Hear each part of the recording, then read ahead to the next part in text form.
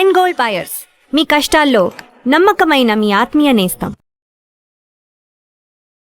Welcome to I dream. Karimnagar కాల్పుల కేసులో బ్రేక్తో వచ్చేసి కరీంనగర్ పీఎంజే జోడీలో సినిమా తరహాల నేరం చేశారు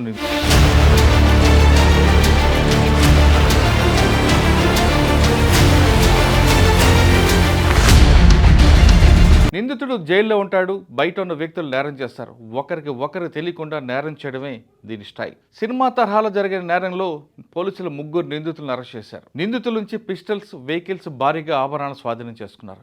నగలు దోచుకుని బెంగాల్ పారైన దొంగలు అక్కడే పట్టుపట్టారు. బీహార్, బెంగాల్లో నిందితులను అదుపు తీసుకున్న పోలీసులు ఈ రోజు కరీంనగర్ సిపి గారు ప్రెస్ మీట్ పెట్టారు. బీహార్కు చెందిన ది గోల్డెన్ సుబోధ్ సింగ్ ఈ చోరీకి మాస్టర్ మైండ్గా గుర్తించారు పోలీసులు. చోరీలో పాల్గొన్న 5 దొంగలు ఇప్పటివరకు 3 అరెస్ట్ అయ్యారు. ప్రత్యక్షంగా పరోక్షంగా ఈ కేసులో 13 మంది పాల్గొన్నట్లుగా గుర్తించారు. ఇంకా దొరకని గ్యాంగ్ లీడర్ సుబోధ్ సింగ్, 10 మంది దొంగలు. ఈ మోడ్ ఆఫ్ ఆపరెంట్ సినిమా తరహాలో కనిపిస్తుంటుంది. జైల్లో సుబోధ్ సింగ్ ఉంటారు. అతని టీం అంతా దేశవ్యాప్తంగా 70 మంది వరకు ఉన్నట్లుగా పోలీసులు గుర్తించారు. అందరి దగ్గర కూడా హామ్స్ ఉంటాయి. ఒకరికి తెలియకుండా ఒకరికి నేరాలు చేస్తుంటాడు. ముందుగా బంగారు షాపులు మాత్రమే టార్గెట్ చేస్తున్నట్టుగా పోలీసులు గుర్తించారు. అది కూడా సౌత్ ఇండియాలోనే. ఎందుకంటే సౌత్ ఇండియాలో మహిళలందరూ కూడా బంగారం అంటే ఇష్టపడతారు కాబట్టి సౌత్ ఇండియానే టార్గెట్ చేశారు. అది కూడా ఎక్కడ గోల్డ్ తనఖా పెడతారో, ఎక్కడ గోల్డ్ బిజినెస్ అవుతుంటుందో అలాంటి ప్రాంతాలు మాత్రం పెట్టి లోకల్గా ఏ ప్రాంతంలో ఎక్కువగా గోల్డ్ షాప్ ఉంటుందో దాన్ని ఐడెంటిఫై చేసిన తర్వాత అతను ఇచ్చిన సమాచారంతో మిగతా వాళ్ళందరినీ కూడా ఆ ప్రాంతాలు పంపిస్తాడు. నేరం ఒకరు చేస్తారు, రికవరీ ఇంకోరు తీసుకుంటారు. ఒకరికి తెలియకుండా ఆపరేట్ చేయడమే సుబోధ్ సింగ్ స్టైల్ అంటున్నారు పోలీసులు. కరీంనగర్ కేసులో కేవలం 5 పాల్గొన్నారు. ఇది ప్రత్యక్షంగా. కానీ పరోక్షంగా 13 మంది పాల్గొన్నట్లుగా పోలీసులు గుర్తించారు. అంటే ఇతని టీం ఎలాగుంటుందంటే జులై సినిమాలు తరహాలా చేస్తున్నట్టుగా పోలీసులు ఐడెంటిఫై చేశారు.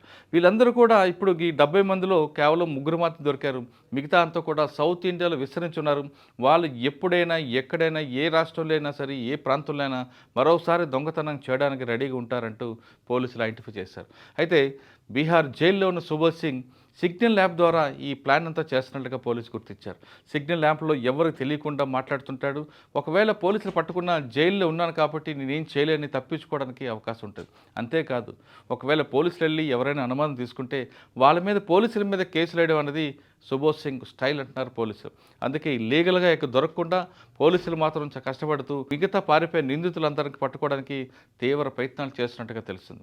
అయితే మరోవైపు 70 మందిలో 3 మాత్రం దొరికారు. అసలు కిన్ పిన్ జైల్లో ఉన్నాడు. కానీ మిగతా అంతా వేరే రాష్ట్రాలు తలదాచుకున్నారు కాబట్టి మిగతా రాష్ట్రాల్లో బంగారు షాపులు అందరూ కూడా అలర్ట్గా ఉండాలని పోలీసులు సూచిస్తున్నారు.